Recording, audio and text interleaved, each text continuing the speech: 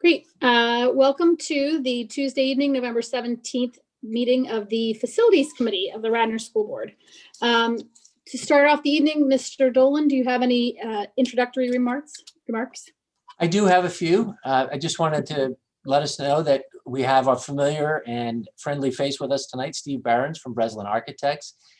Steve I don't think he's missed a meeting in the last 6 or 7 months for facilities. So Steve, thanks for being with us again. I believe we have our student rep, Avery Barber, on her way. She's not quite in the meeting yet, but she's on her way. And I just wanted to highlight a few things from the past month since our last meeting. On November 3rd, Election Day, we did have polling stations at the district, one at Radnor Elementary, one at Radnor High School, and 2 at Ithan Elementary School. Delaware County Board of Elections was very, very appreciative. It was a challenge for many polling places this year to be able to offer places where they could put protocols and social distancing in. And I believe the day went very well from what they've told me. And so again, just sharing the gratitude that they had for using our spaces that day. This week, I wanted to also let folks know, in case they're down along Lancaster Avenue or up King of Prussia Road, that we have started a project at Creek and Roland baseball fields. This is a project that was on the docket for over a year ago, was delayed due to weather and scheduling concerns last year, and then in the spring again because of COVID. So it's finally getting underway. We're starting this week, and it should go for about a month, again, weather permitting. An update on the accessibility and wellness project. And again, Steve won't be talking about that tonight. It'll be a surprise. But just to let folks know that we're in the final phases of generating construction documents and working through land planning with Radnor Township. Those are the highlights for right now. Our architects, engineers, landscape designers all met last Tuesday on a beautiful day on our blacktop. And we had sort of a socially distanced plan review out looking over the stadium, and it really went well. It was a great day. We were able to look through volumes of pages of plans with the guidance of our professionals and our consultants. And then the Township Planning Commission, we introduced the project to at the beginning of this month, and we will go back to them for review on the 7th of December. So that's coming up right after the Thanksgiving break. And then I just want to wrap up remarks just to extend appreciation as I try to do every month to all of our operations staff. And I also want to just highlight Duncan Smith, who has been running around like, if you remember that Bugs Bunny episode where he is on first base, second base, third base, fourth base. Yeah, there is no fourth base, home plate pitching. And that's Duncan through the last 6-7 months. And his crew have been doing a phenomenal job. So just a big shout out to them this month. And Radnor runs on Duncan. Radnor runs on Duncan. And we haven't had time to make up the T-shirts, but it's on my list. And I got to tell you, there is Duncan as our supervisor of custodians this summer in August when we met and we talked about the cleaning needs and what we would have to be doing in order to have students in the building. Duncan stood up in front of the administrative team and said, "I've never met a cleaning challenge I haven't been able to meet."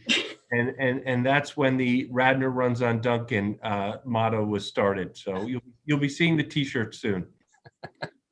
So true, Ken. Thank you. And so, yes, Sarah, with that, I think that concludes my administrative remarks. Great, thank you. Do we have any public comment this evening? Mr. Batchelor, are you aware of any? Yeah, sorry, I forgot that was me. No, we're good right now. Okay, great. Thank you.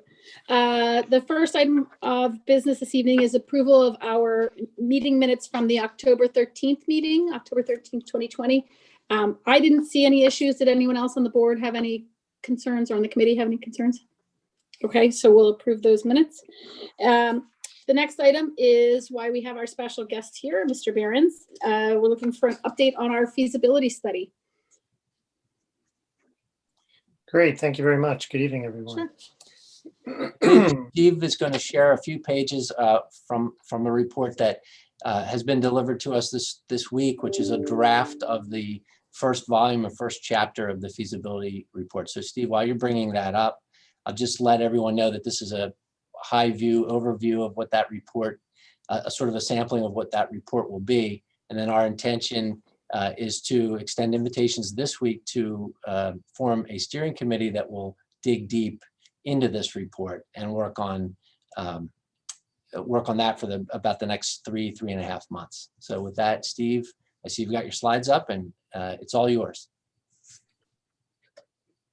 Okay, thank you. I'm going to hit full screen here as well in the hopes that that'll make it a little bigger for everyone. As Bill mentioned, in overview, there's no action required this month on the study, but we do want to provide an update as to where it stands. And so what's on the screen here in front of us is a checklist, so to speak, of the tasks associated with the study that were part of our charge and our contract, generally broken down into 5 categories. I'll go through them briefly as a way to bring everyone up to date, as well as looking forward towards the conclusion. This has been a process started way back in the spring, and the early stages involved data collection, and that was interviews with administration, principals, building level staff, reviewing space utilization. That gets into looking at the plans of the building, identifying how spaces, educational spaces and support spaces are being utilized. That helps us develop the functional capacity of the buildings. We also reviewed the building performance from an educational standpoint with those staff members and those stakeholders. That was completed in July. Mr. Behrens, I'm sorry, can I interrupt you? Are you on the first or second slide? You should be seeing a. Oh, we're just still seeing the cover page. That's what I was wondering. Okay. I'm sorry. For some reason. No, it's okay. It sounded like you were going through the list that I can see. I am, and I see now that it says my sharing is paused. So let me try to fix that. Or nope. I wonder what's going on there. Okay, hang on. Let's try this again. Thank you. I'm sorry to interrupt. This is done. Can't explain that, but we'll fix it. While you're getting that fixed, Steve, folks might be wondering how did you have access to all these buildings with what's been going on with COVID? And the fact is, we had that opportunity in the summer. That's correct. And that was a process and that's why the dates are in reverse there for those first 2 sections. We, Okay, every time I do full screen, it pauses the sharing. So we're not going to do full screen. Okay, can you still see it?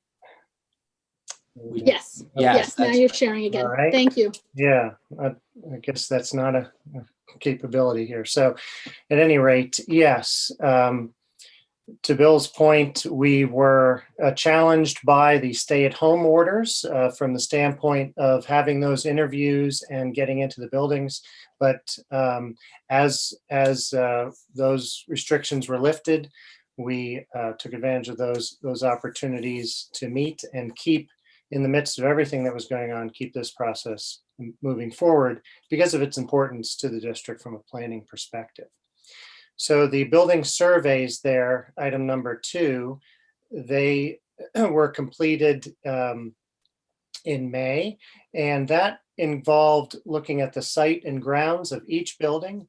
We looked at all the school buildings as well as the district administration building. And that involved, from an architectural standpoint, as well as engineers, mechanical, electrical, plumbing engineers, and site engineers as well, looking at the condition of the site and grounds, the buildings, and interior and exterior finishes, interior systems, safety and security aspects, as well as compliance with current codes and accessibility. And for this process, we're looking out 10 to 20 years so that budgetary planning and educational performance can be evaluated from that perspective. Then we took that information and developed assessment reports on each of the buildings. And I'll show you some examples of that as we move forward. That involved creation of a capital plan with prioritized cost estimates for each building that would address the deficiencies and remediation, not necessarily doing full renovations of all the buildings, but looking at ways to bring them up to current compliance with codes, safety, accessibility, as well as the educational program and technology. Then, so that's where we are. You can see that the check boxes are all the way through almost the item number 3. The last item that remains there, which Bill alluded to earlier, is we will be taking all this information and reviewing it with a steering committee that will drill down into the data with us and begin to develop the construction options, which are part of step 4. And those involve creating actionable plans for board review and approval. We expect that to be occurring here in November as well as December. Those construction options would be comprehensive, and they would include both cost, phasing where applicable, as well as as budgetary cost estimates. And that would then again be reviewed with the steering committee, developed, and also include the capacity and enrollment impact on each building.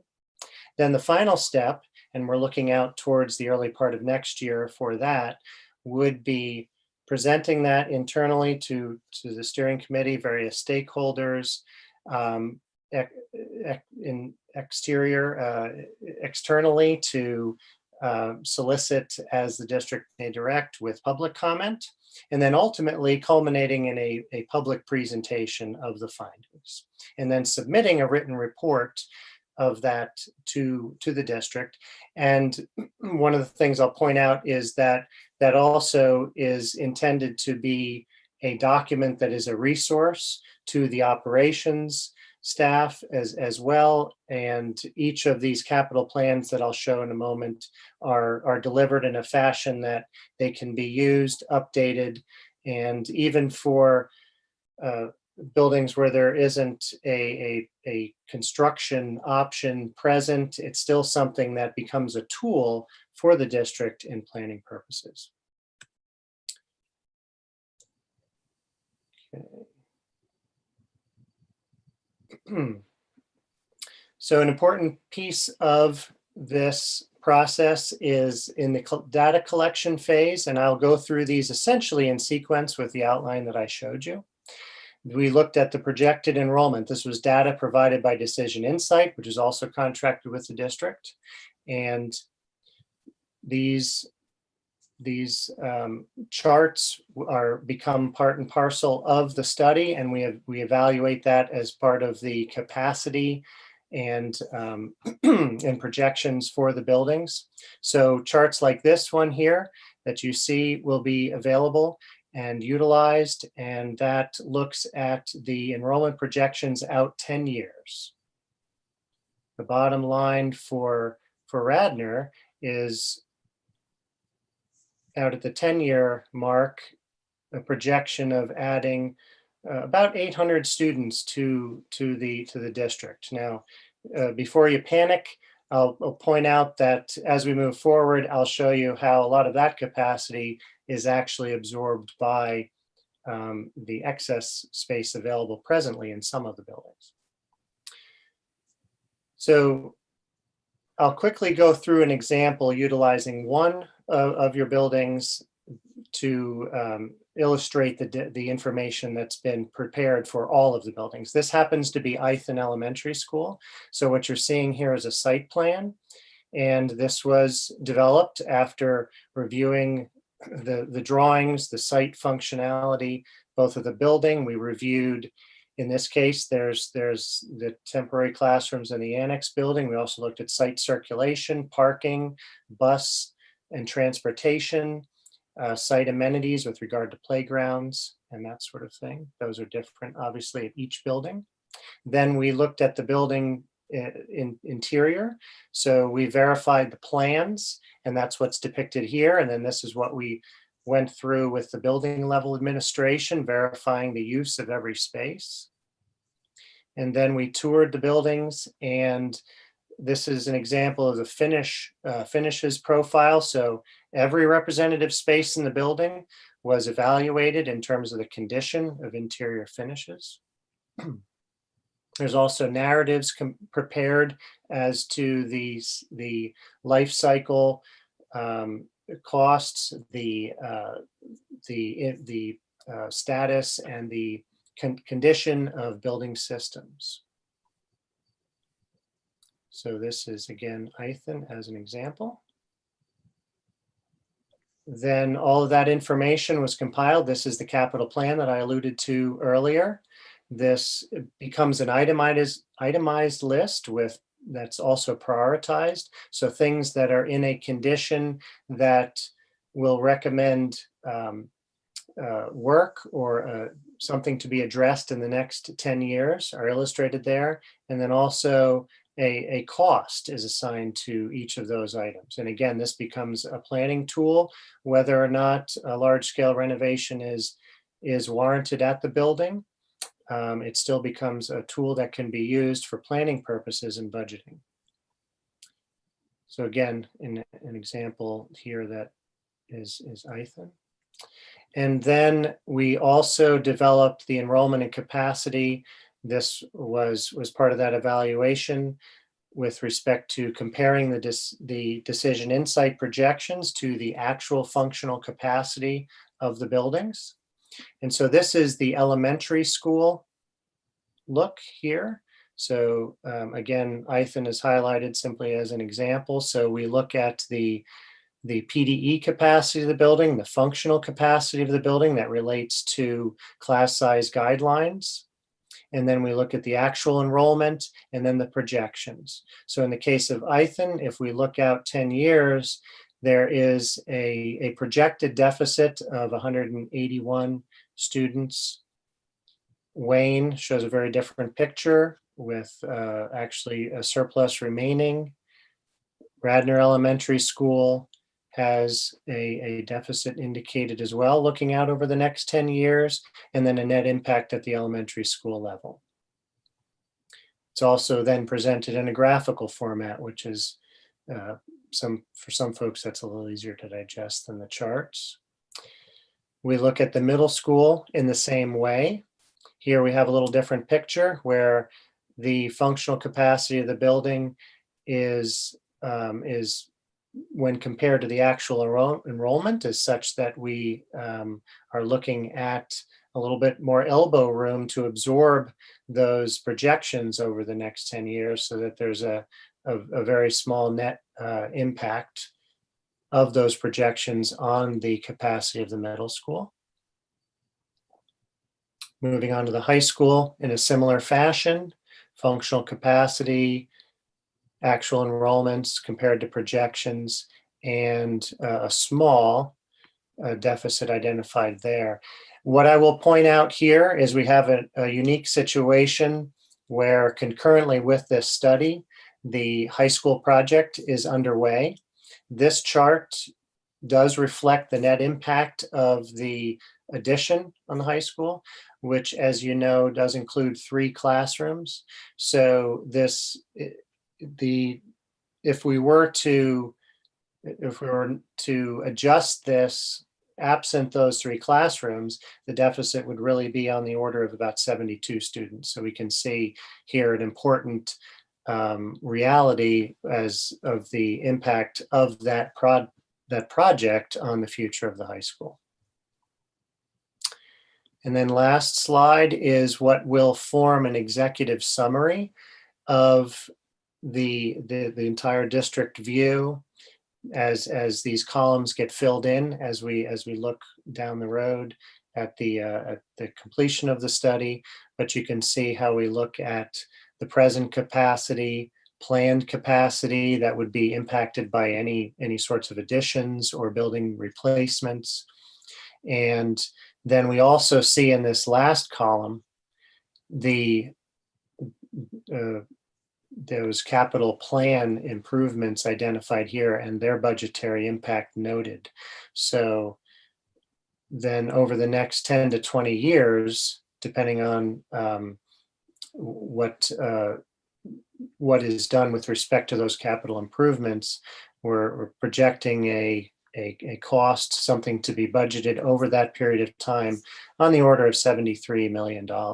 A lot of those are those big ticket items that will occur over that period of time: roof replacements, major systems, equipment replacement within the buildings, and those reports on those systems and facilities and features of the building will be incorporated into the study so that you can plan for those out over the next 10 to 20 years. So that is the sneak peek snapshot. And to bring you up to speed on where we are in the process, what we've accomplished to date, and what we're looking forward to doing over the next few months. Steve, thank you. And again, just looking at those 15 pages, and that's just 15 pages as a sampling of what is now about 120 pages of a draft, a pretty well formulated draft of this report. I've looked at it a little bit, and even tonight wanted to drill in and wanted to tell you to zoom in on that, but we have to resist that. That is for the work of the committee to come.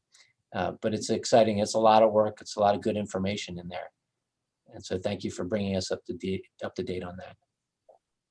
Great. Okay. I know we said we would keep this kind of high level, but does anybody have any high level questions? I see Lydia nodding. Avery, feel free to weigh in.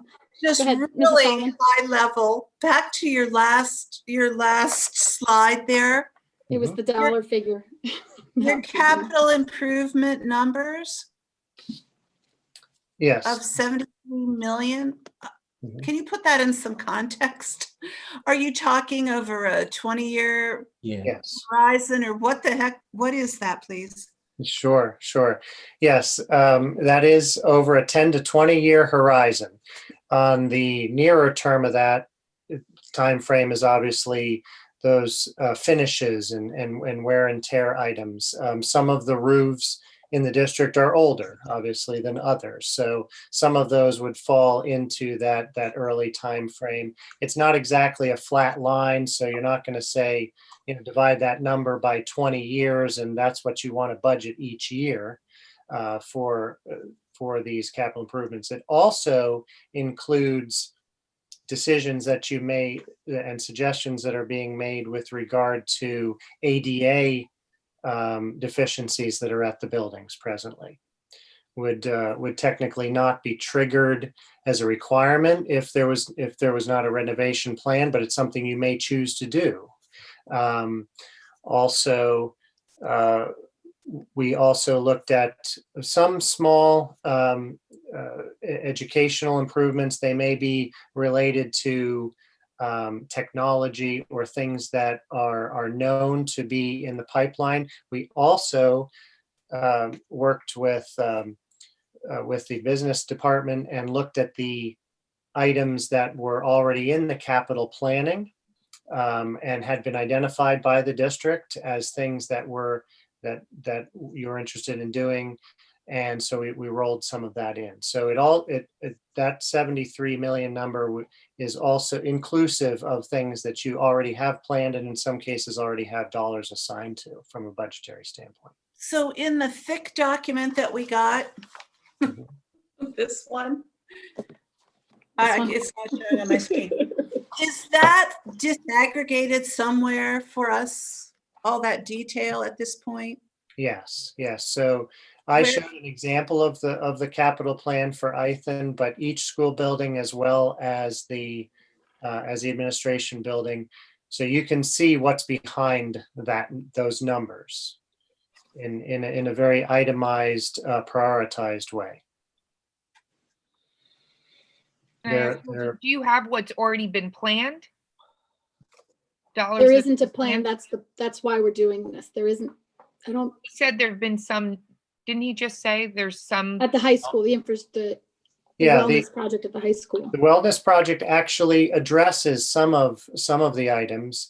Actually, at each school, there were some capital improvements Yeah. that were identified and planned. And so we coordinated that and included those items in here. And So again, that's the chart of what we've already planned. That it you is- identified those in- funds. I'm We- sorry. And maybe an example, so Liz, one example would be, we have an estimate to repaint the administration building. It's flaking in a lot of areas. So that would be information that we would have had from about a year ago when we started getting estimates for that and discussing when would we want to put this into our capital plan. That kind of information Steve also has and can then include in this larger picture, which helps in deciding, is that something that needs to happen in 2021 or 2022? Or can it wait another 5 years, that kind of a thing.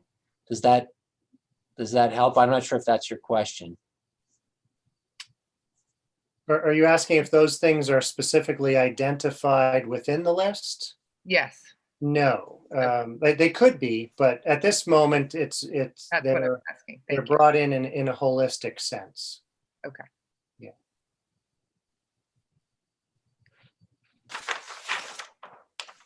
I should know the answer to this, but what's going on in the annex and the temporary buildings at Ithan this year?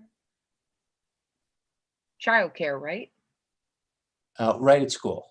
I think that's what Right. you're referring to. Yeah. Yes, So- so we have both. We have a IU program that's still running. We believe it's one last year, that IU program that's running in the annex.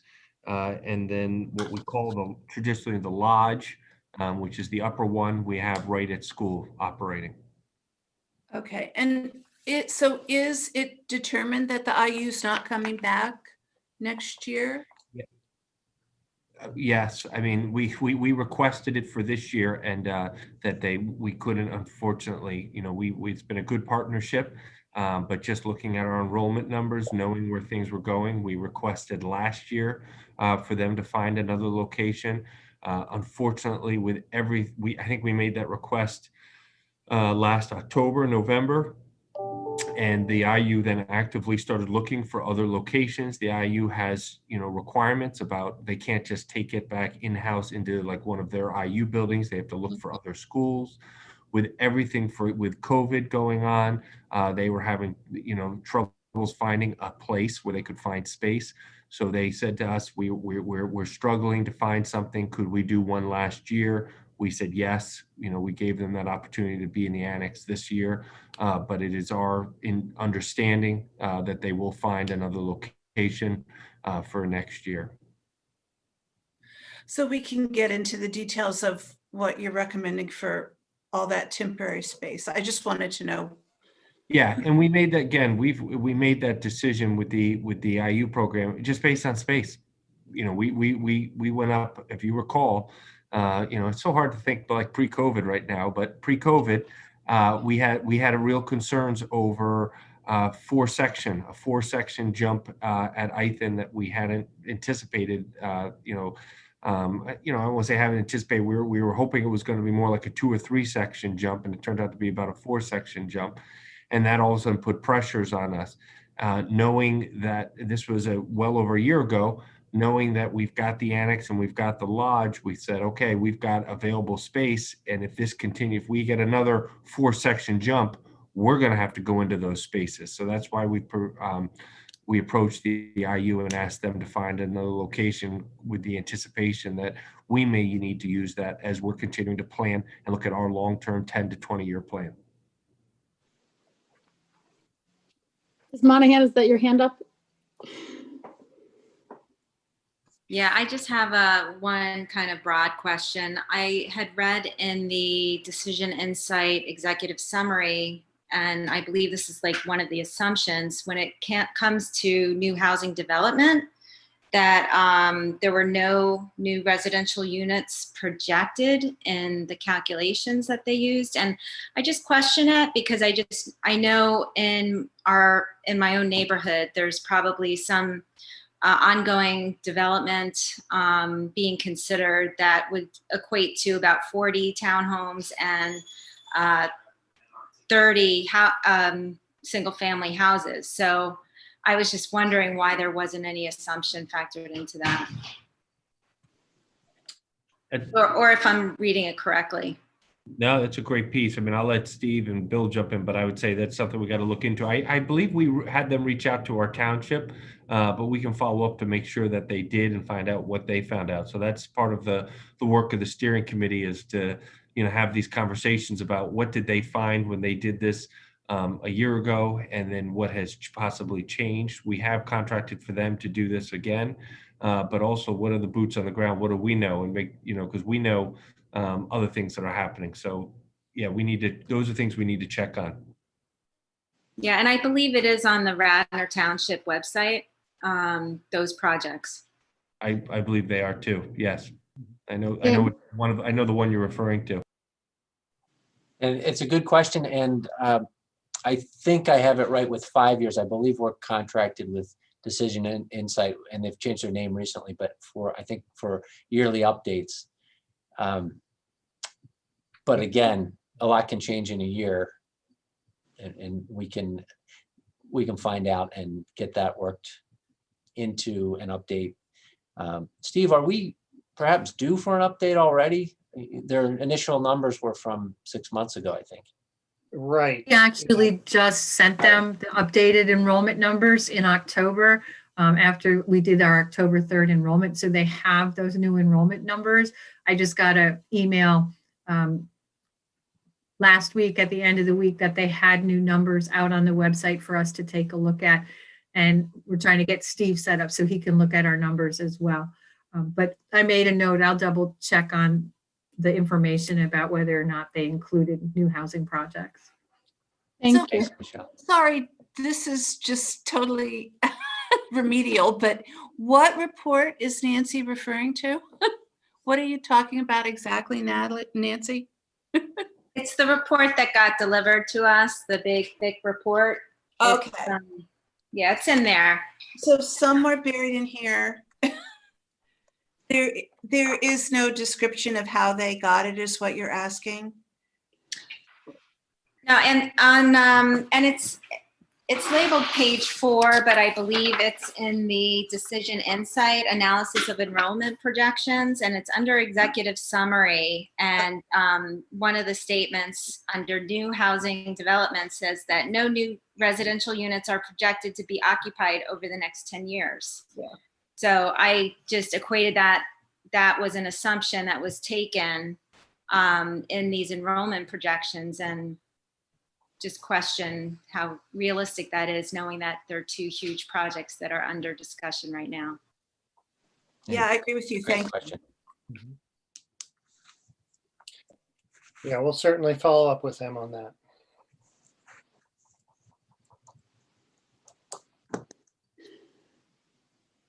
And certainly, Mrs. Solomon, just so in case you missed it, there is going to be another one of these coming. This is just a preview for the committee and the board, so we know what to look at. But the steering committee is going to go through this with a fine-tooth comb and work closely with everybody to make sure that the next one's updated. I had a question based on the original engagement. When we did the original presentations about doing a feasibility study, and I apologize, it's probably in here. One of the things I thought you were going to do was also give us kind of options and say, so for example, Ethan, because you put it up on the screen, there might be material, a way to use what's actually there, but this is going to be your cost to do that. And it might be more efficient to do some kind of construction or massive renovation. And while that might cost you more in the short term, long term, here's how we think that works out. Is that either in here or is it in the next phase of the report to come? Yes, good question. That is in the next phase. So Okay. And then when I refer to construction options, that's what I mean. So Okay, we I would- thought you might, but I wanted to clarify. Right, yep, yep. So how do you compare renovation versus replacement? We look at not only the hard cost, so to speak, the first cost of dollars associated with construction, but we can bring into that operational impact with information provided by the district. We look at the impact on phasing. Obviously, a renovation project requires phasing, and how could you utilize perhaps the temporary classrooms in some way to support that? And so the idea is that when we come back to you with not only the deficiencies and the costs that you're seeing here and enrollment deficits, but we're also providing those solutions. And you have comprehensive options that the board can look at and say, okay, option 3, if this is what we want, well, that's a complete project and you get the complete picture.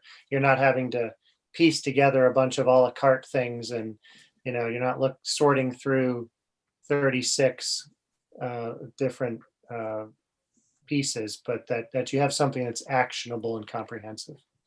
Okay, that's really helpful. Avery, did you have any questions? I don't mean to put you on the spot. I just want to make sure we got to weigh in. No, you're good. The projections looked really cool and everything was really detailed, so it was pretty easy to follow along with everything. It was labeled really easily. Everything looked really cool though. Thank you. Yeah, Steve, just put a finer point on what Sarah was asking. It's really, this first phase has been all about collecting the data, and now you need to sit. So Sarah, I think you once used a kitchen analogy in one of our meetings, and I forget, it was probably with the Accessibility and Wellness Project, but if you were to survey your house and then sit down with the architect, you don't want him to survey it and then just show you something. He's going to then sit down at the table and talk about and listen. There are 18 ways we could approach this. So let's hear what your priorities are, what's important to you. And I think that's what our steering committee is. That's sort of the family that is, Steve wants our voice to be heard and to understand where we want to go with the district. And that's what the steering committee will be. At the end of that, you're coming back with, okay, here are some solutions that we've worked together to come up with.